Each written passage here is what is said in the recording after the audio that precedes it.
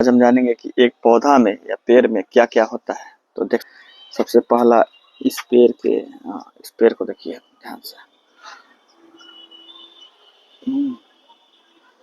अब इस पेड़ के थोड़ा नीचे जाइएगा तो अंदर एक जड़ मिलेगा। जड़ हमेशा नीचे की ओर जाता है और तना हमेशा ऊपर की ओर आता है, और ये इसको ताना कहते हैं। ताना से ये पानी सोखते हुए पहुंचाता है पत्ता के पास, देखिए। और ये पत्ता हरा रंग जो होता है क्लोरोफिल के कारण होता है, और इसी में जो है भोजन, ये पौधा अपना भोजन बनाता है। ठीक है, ये पौधा अपना भोजन इसी पत्ता में बनाता है, और ये बनाने के बाद ये भेज देता है किसको, फल को भेजता है। चाहे पूरा बॉडी में इसके पौधा के पूरे बॉडी में यहाँ से खाना बन के जाता है।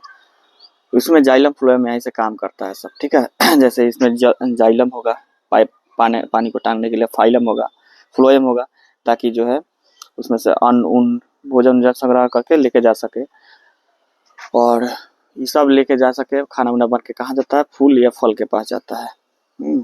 तो ये यही रहा। Thank you.